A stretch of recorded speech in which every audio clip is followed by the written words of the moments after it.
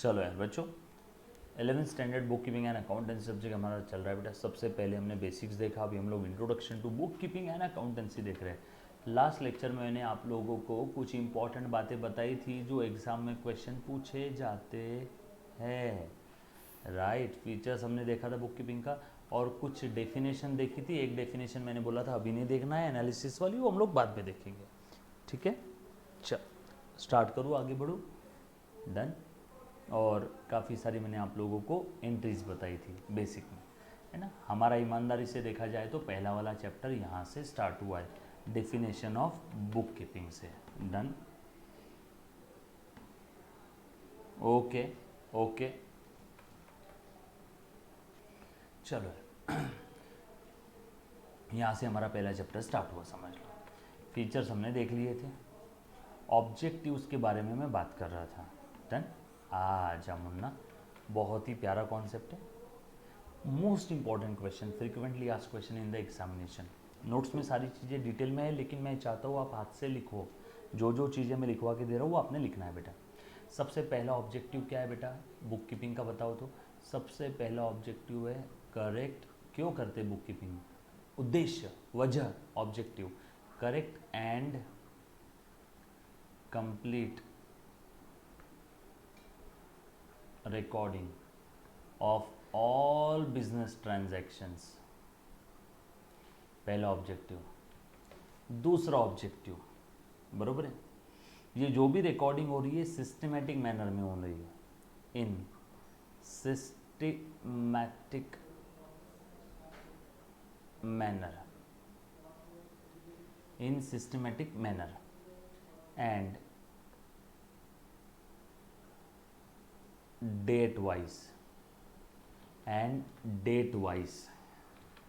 इसी को हम लोग टेक्निकली बोलते हैं क्रोनोलॉजिकल ऑर्डर।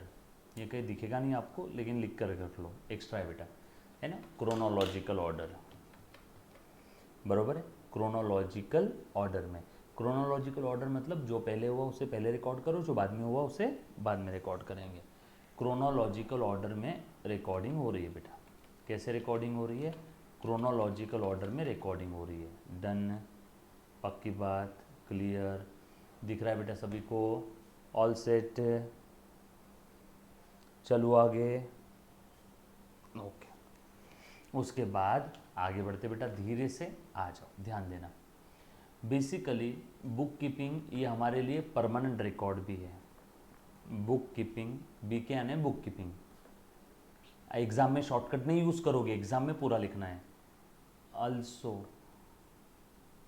सर्व, ये हमें सेवा दे रहा है, सर्व कर रहा है as permanent record, serve as a permanent record, बरोबर है। ये दिख नहीं रहा है, एक सेकेंड,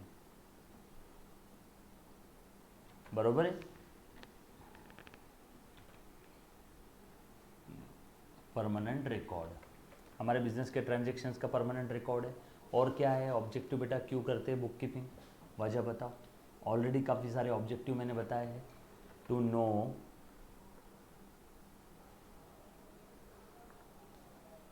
प्रॉफिट और loss of the business, to know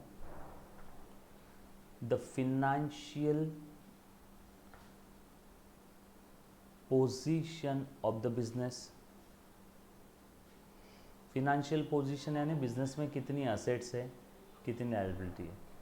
profit और लॉस जानना मतलब बिजनेस में प्रॉफिट हो रहा है कि लॉस हो रहा है, बिजनेस में प्रॉफिट हो रहा है कि लॉस हो रहा है, यस और नो, क्लियर है। उसके बाद किससे कितना लेना है, to know the amount receivable, to know the amount payable, किसको कितना देना है। ऐसी कई सारी वजह है जिसकी वजह से हम लोग बुक कीपिंग करते हैं, यस और नो, पक्की बात, डन। उसके बाद और इन्हीं सारे ऑब्जेक्टिव की वजह से ऐसा बोला जाता है कि बुक कीपिंग इम्पॉर्टेंट है। इन्हीं सारे ऑब्जेक्टिव की वजह से ऐसा बोला जाता है कि बुक कीपिंग क्या है बेटा, इम्पॉर्टेंट है। सो ये देखो मैं क्या लिख रहा हूँ, इम्पॉर्टेंस ऑफ, मेरे साथ साथ लिखना मुन्ना, book keeping.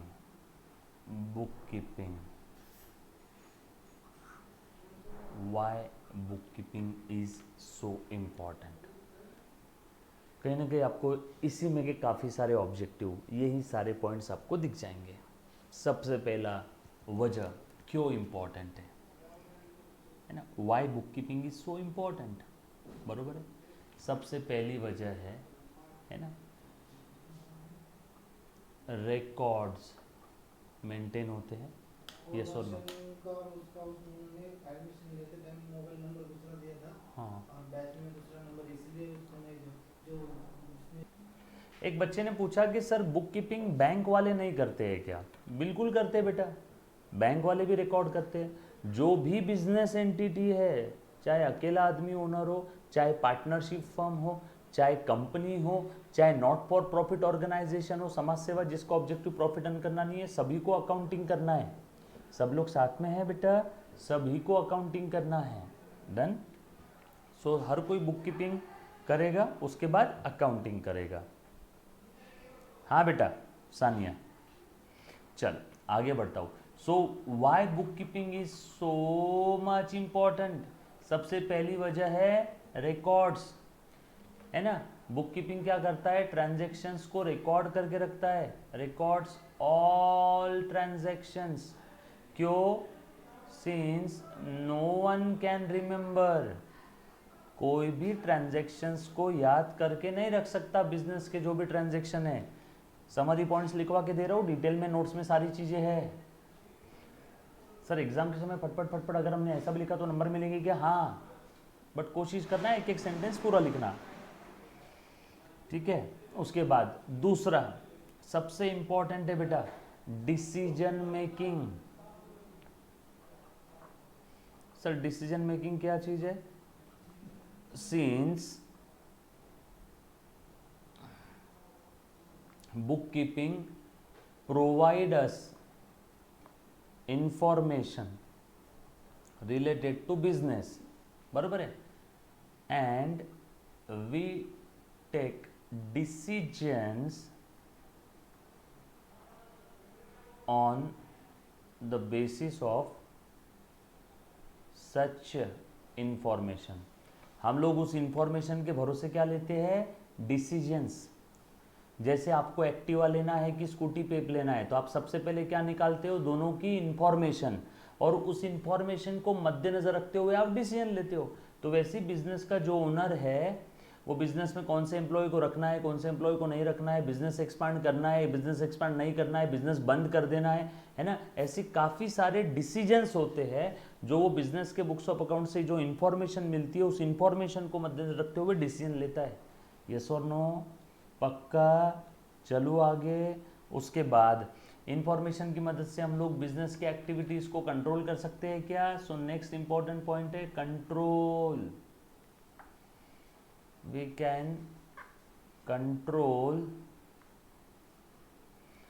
the activities of business on the basis of such information।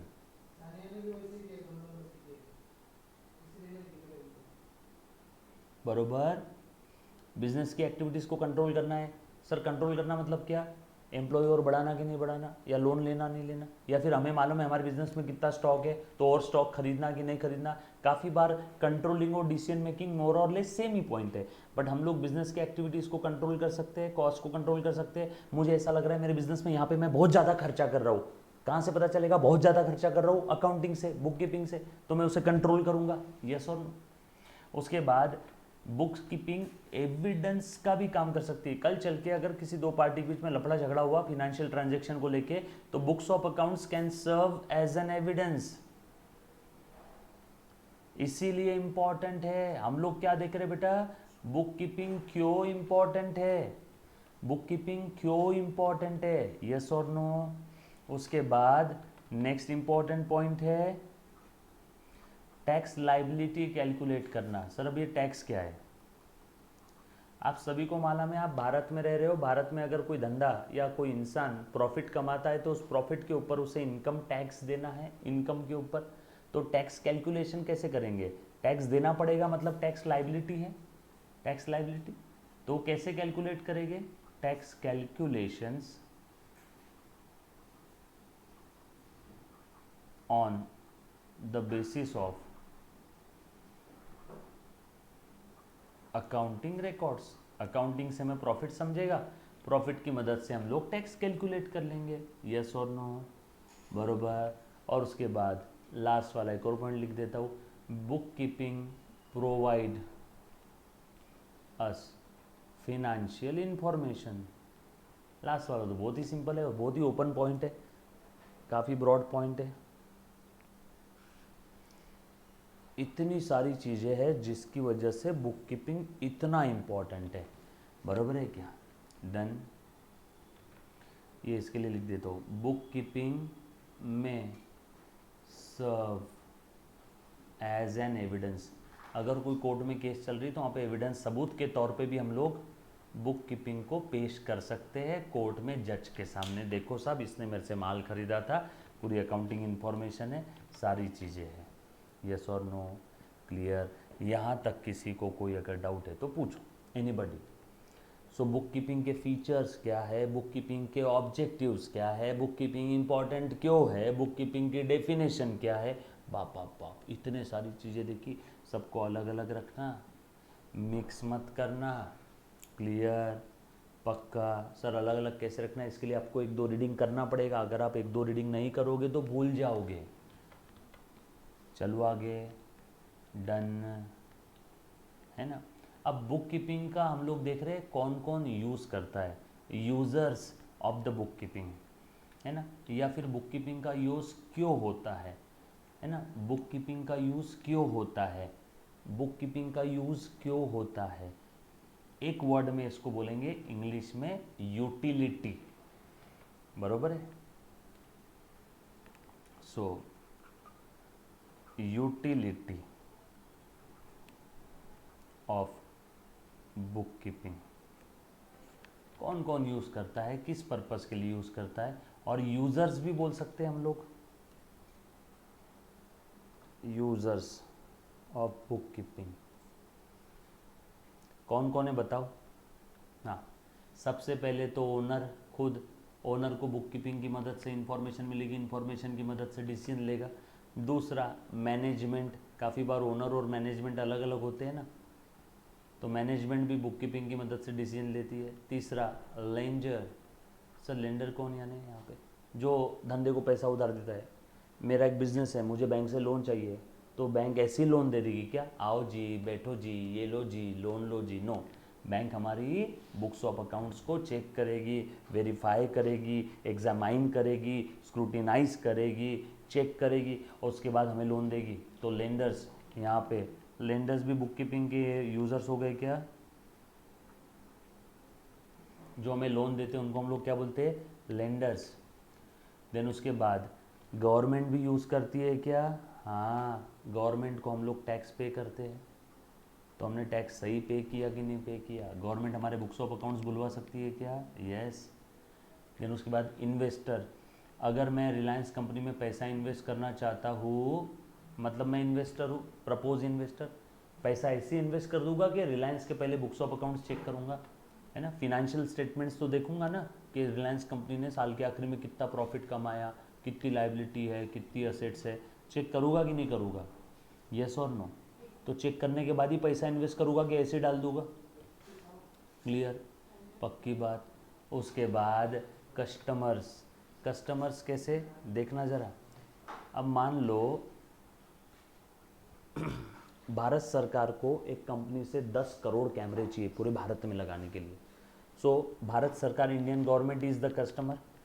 अब मुझे अगर 10 करोड़ कैमरे खरीदने हैं तो मैं ऐसी किसी भी कंपनी को कॉन्ट्रैक्ट दे दूंगा क्या, मैं बायर हूँ, मैं कस्टमर हूँ, मैं सामने वाली कंपनी की औकात, कैपेसिटी, कैपेबिलिटी चेक करूँगा कि नहीं, कैसे चेक करूँगा, बुक्स ऑफ अकाउंट्स की मदद से। कैसे चेक करूँगा, बुक्स ऑफ अकाउंट्स की मदद से, यस और नो, पक्की बात, डन।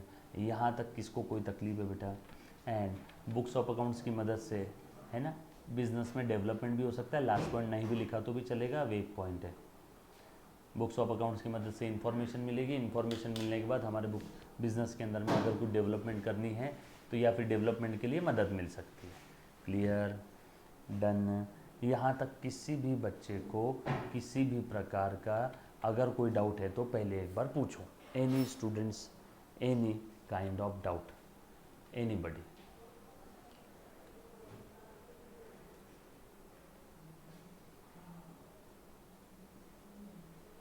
चलो आगे, पक्का, डन, चलो ठीक है।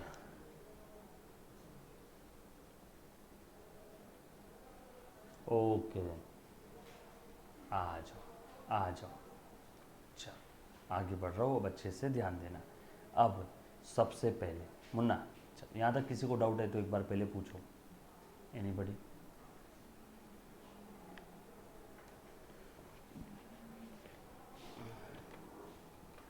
पक्का क्लियर है? ओके, एक बच्चे ने पूछा टैक्स लाइबिलिटी के बारे में और एम्प्लॉयज़ के बारे में। हाँ बेटा, यूज़र्स हज़ारों है और भी लिख सकता हूँ, है ना, लेंडर, टैक्स लाइबिलिटी और एम्प्लॉय। ओके,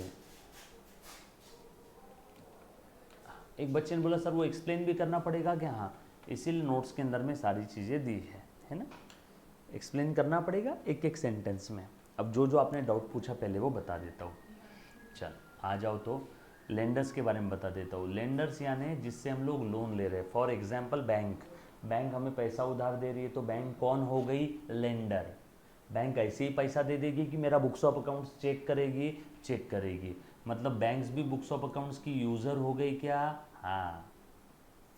उसके बाद एम्प्लॉय भी हो सकते हैं क्या? एम्प्लॉय यहाँ पे लिख देता हूँ, ये देखो।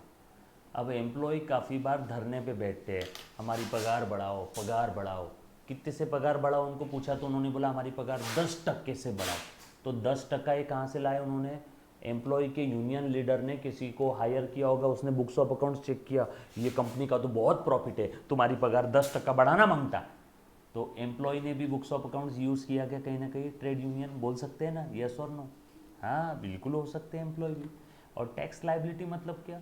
टैक्स लाइबिलिटी का पॉइंट बता देता हूँ। यहाँ पे एक बच्चे ने पूछा बेटा हम लोग जब इनकम कमाते हैं तो उस इनकम के ऊपर हम सरकार को इनकम टैक्स देते हैं, तो वो इनकम टैक्स कैसे कैलकुलेट करते हैं? इनकम के भरोसे। और इनकम कहाँ से आती है? बुक कीपिंग, अकाउंटिंग से। क्लियर? एनीबडी? टैक्स लाइबिलिटी बगैर अकाउंटिंग के कैलकुलेट नहीं कर सकते। किसी बच्चे को और कोई पॉइंट में डाउट है तो प्लीज़ एक बार पूछो। यो, पक्का? Anybody? Any kind of doubt? Done? Okay, चलो आ जाओ।